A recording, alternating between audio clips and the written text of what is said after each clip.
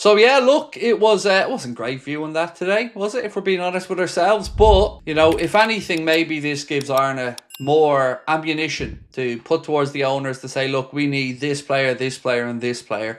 So tonight, I thought we'd focus on that. What needs to change in the summer, how we can make this squad better, and most importantly, how we can go into next season feeling like we can defend this Premier League title. Thought Endo did well. Yes, Philip, very well. Definitely the man of the match for me. And for you guys as well, because you did vote for your Anfield Agenda man of the match, and it was Endo.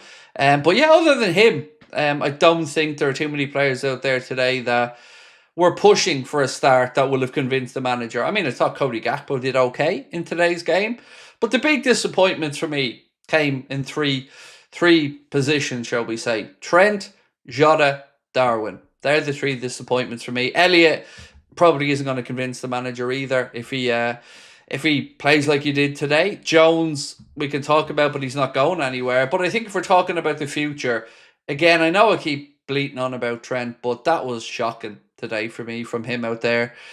Just no desire at all to put in any effort. I thought we seen a big difference when Bradley came on. And Diogo and Jota, or Diogo and Darwin, I want moved on for very different reasons. Diogo, I just think time's catching up with him, and Father Time maybe and injuries are slowing him down, and he isn't the player that he was even a year ago. So I think if the right offer comes in, I'd move him on. And Darwin, well, he's just not very good at the old football, is he? Unfortunately. Nomad said, please, I'm really disappointed with Harvey today. I had high hopes from him in this game.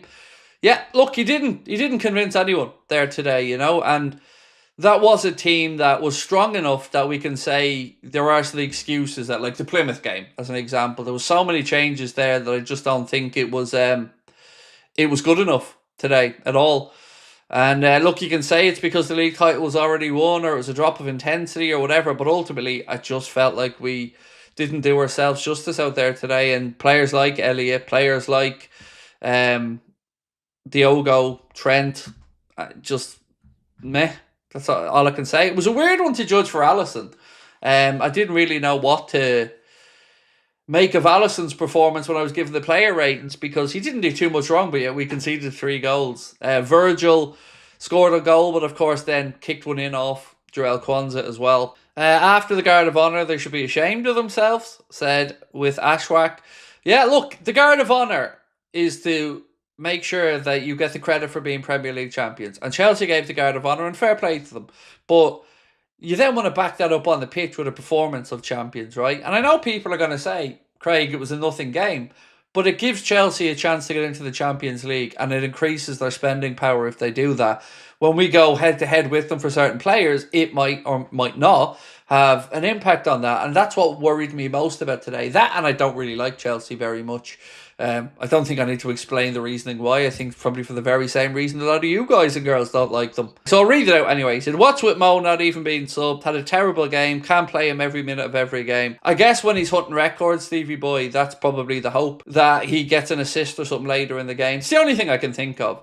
Today he was terrible as well. Absolutely terrible. And I understand where you're coming from. You couldn't have had any complaints if he was taken off, but he was awful, as was most of that forward line today. I thought Gakpo was the only starter that was in any way decent. Roger, thank you, mate, for your membership with us for 11 months. You said, missed the game today. What happened? 3-1. What happened is we didn't really get going, is the honest answer. Chelsea got a goal early doors with a runner that, I don't exaggerate when I say this, had probably 7 yards around him in every direction where there was nobody near him. So Enzo broke into the box late and scored. And from that point on, we never really looked like we were going to get back into that game. The second goal was a calamity of errors defensively, which led to Virgil van Dijk kicking it in off one of our own players. Yeah, it's we were terrible, mate, is the honest answer. Today was a day that, as somebody pointed out, when you have a week between games, you want better than that. You can say the league has won, but we still, as fans, want to see us winning and want to see us playing well. And the ones that travel down from Liverpool to London, for all these reasons, every game matters. And the players will get their holiday at the end of the season, but I just hate losing to Chelsea. That's one way I'd put it. I just hate losing to Chelsea because I don't like, what's the word I'm looking for? Behaviour of a lot of their fan base in the way that they belittle Liverpool financially and in every other way. Sonny Hughes said, at the end of the day, we're still champions, so it doesn't really matter. No point in getting annoyed. I never thought we'd win that game anyway. Of course there's a point in getting annoyed, mate. Two things can be right at once, Sonny. So what you've said is correct. We are Premier League champions. Every time we step out onto the pitch, I think it matters. And I think that the players have to show that playing for Liverpool Football Club matters. And like I said, I gave you my reasoning for today. I want to keep Chelsea out of the Champions League. And I don't like losing the first game after winning the title, especially when you're getting the Guard of Honour. It just doesn't sit well with me. Trent, I thought, was disgraceful. Darwin is just not very good at football. And Diogo, I actually just feel bad for the way things have gone there. So, look, I get your point, but to me it does matter. And we are still champions, but at the end of the day, mate, we don't want to be giving encouragement to Chelsea to get into those positions. And it's probably one of those games where Arne Slot feels vindicated for his decisions throughout the season. Godsink as well said, crazy thought, but Szoboszlai is a centre forward. He's got the physique. No, he just doesn't have the finishing ability. The only way we should be sorting out a centre forward now is by going out into the market and spending big money to get one. That's it. There's the season of trying everybody else through the middle is done and dusted now. And, you know, we've gotten to win the league title. So now let's go and just bring in the centre forward that we need. And that means getting rid of Darwin. And I would say get rid of Jota as well. But I want to just come back to Trent for a minute again, because it's easy at days like today for me to maybe get carried away. But really, I just felt like he didn't care. And he was playing that game like his mind was elsewhere. His body wasn't being put at risk. And I wonder, is the only reason he started because of Bradley? And I hope it is, because I hope he doesn't start the next game, because he was terrible. And you can see clearly his mind is wandering. And look, journalists will tell you I'm wrong. The manager will tell you every player tries 100%. But I don't really care, because I don't need other people to tell me what I see with my own eyes.